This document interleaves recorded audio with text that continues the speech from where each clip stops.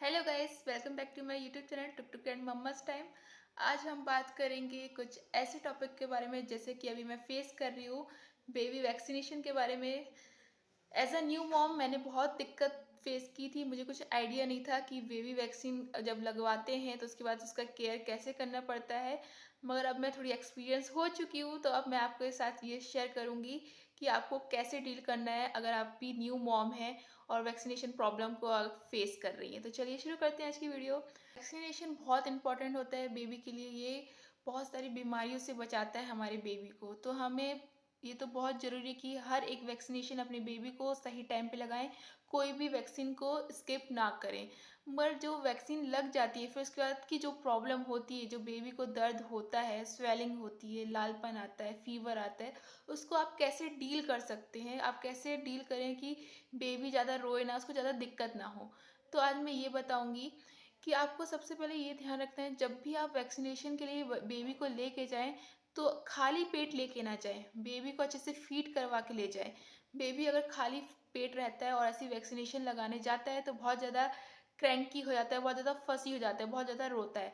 तो खाली पेट कभी भी बेबी को लेके ना जाएं। और दूसरी बात आपको ये ध्यान रखना है कि जब वैक्सीनेशन हो जाता है आप तुरंत तो ब्रेस्ट फीड नहीं करवा सकते, मगर जब आप घर आ जाते हैं तब बेबी को ब्रेस्ट फीड कराइए। और ये ध्यान रखिए कि आप फॉर्मूला मिल्क ना दे तो ज़्यादा बेटर होगा, क्योंकि जब बेबी आपका ब्रेस्ट फीड लेता है तो उसको सूथिंग अफेक्ट आती है। बेबी को बहुत अच्छा कंफर्ट मिलता है, स्किन टू स्किन टच होता है मदर और बेबी का, जिससे बेबी सिक्योर फील करता है, उसे थोड़ा कंफर्ट मिलता है।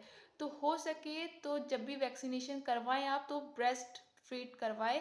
ये सबसे बेटर ऑप्शन रहेगा। और आपको दूसरी बात का ये ख्याल रखना है कि आप वैक्सीनेशन हो गई है, आप घर आ गए हैं, आपको हॉस्पिटल में डॉक्टर आपका एक दवाई देता है, पैरासीटामोल देता है, जो फीवर आने के लिए रहता है, फीवर को ठीक करने के लिए रहता है। आपको फीवर आने का इंतज़ार नहीं करना है। मैंने पहली बार क्या गलती की थी, मेरे डॉक्टर ने बोला था कि बेबी को जब फीवर आएगा तब आप पैरासीटामोल दीजिएगा। तो मैंने क्या किया, फीवर आने का इंतज़ार किया और तब मैंने पैरासीटामोल दी थी। मगर मेरा बेबी इतना ज़्यादा क्रैंकी हो गया था, बहुत रो रहा था, बहुत ज़्यादा रो रहा था, उसको कंट्रोल करना ही मुश्किल हो गया था। मगर फिर मैंने क्या किया, जब दूसरी बार वैक्सीनेशन के लिए लेके गई तो जब मैं इसको घर लेके आई वैक्सीन लगाने के बाद, उसको 1 घंटे के बाद मैंने पैरासीटामोल दे दिया था। बेबी की अलग आती है, ड्रॉप्स आते हैं पैरासीटामोल के, वो मैंने दे दिया था। फिर उसके बाद मैंने ये देखा कि मेरा बेबी ज़्यादा नहीं रोया। तो आप भी ऐसे कीजिएगा। आप फीवर आने का वो इंतज़ार मत कीजिएगा। जब आप आते हैं घर उसके 1 घंटा बाद आप पैरासीटामोल के ड्रॉप्स दे सकते हैं। अगर आपका पेन वाला वैक्सीन है, पेनलेस में तो फीवर आता नहीं है, ऐसा रहता है। ठीक है, तो आपका अगर पेन वाला वैक्सीन है तो आप पैरासीटामोल दीजिए 1 घंटे के बाद ही। ठीक है। और आपने देखा होगा कि बेबी के स्वेलिंग हो जाती है, रेडनेस हो जाता है, तो आपको क्या करना है, आइस क्यूब से एक कॉटन के कपड़े के अंदर आइस क्यूब लेनी है, फिर उसकी सिकाई करनी है। डायरेक्ट आइस क्यूब नहीं अप्लाई करना बेबी की स्किन में। बेबी की स्किन बहुत ज़्यादा सेंसिटिव रहती है, उल्टा रिएक्शन हो जाएगा। ठीक है। तो आपको आइस क्यूब लेना है, उसको एक कॉटन के कपड़े के अंदर फोल्ड करना है, फिर उस एरिया को अच्छे से सिकाई करनी है। कम से कम 5-5 मिनट कीजिए। ठीक है। और दिन में 2 से 3 बार कीजिए। मैंने 2 से 3 बार किया था अपनी बेबी की सिकाई 5-5 मिनट के लिए। ठीक है। अगर आइस क्यूब अवेलेबल नहीं रहती है आपके पास इन केस, तो आपको क्या करना है, ठंडा पानी लेना है, उसमें कॉटन के कपड़े को डिप करना है और फिर जो एरिया है उसमें उसकी सिकाई करनी है कॉटन के कपड़े से, ठंडे पानी के। ठीक है। और आपने ये करना है, अगर आपका बेबी तब भी चुप नहीं हो रहा है, रोए जा रहा है, तो आप क्या कीजिए, अब उसके पापा को बोलिए बाइक उठाए और बेबी को थोड़ा सा घुमा के ले आए। बेबी का मूड चेंज हो जाता है, या फिर वॉक में ले जाइए उसको। बेबी थोड़ा डिस्ट्रैक्ट हो जाता है, जिसके कारण उसका माइंड उस दर्द में नहीं जाता, वो शांत, थोड़ा कंफर्ट फील करता है। ठीक है। और अगर आपने देखा होगा कि जैसे 3 दिन तक, हम मोस्टली 3 दिन तक बोलते हैं सिकाई करने के लिए, कि आप आइस क्यूब से उस एरिया की सिकाई कीजिए, तो उसमें कोई गांठ नहीं पड़ेगी, रेडनेस ये सब ठीक हो जाती है। मगर इन बहुत सारे केस में क्या देखा जाता है कि 1 हफ्ता हो जाता है, 10 दिन हो जाता है, तब भी उधर रेडनेस तो ठीक हो जाती है मगर गांठ पड़ जाती है, नॉट टाइप का पड़ जाता है। ये मेरे बेबी के साथ हुआ था। जब मैंने फर्स्ट टाइम वैक्सीनेशन लगाया था, मुझे कुछ आइडिया नहीं था।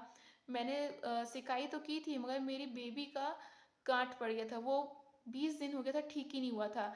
तब मैंने अपने डॉक्टर को कॉल किया, कंसल्ट किया, तो उन्होंने मुझे एक ट्यूब बताया, ये ट्यूब है।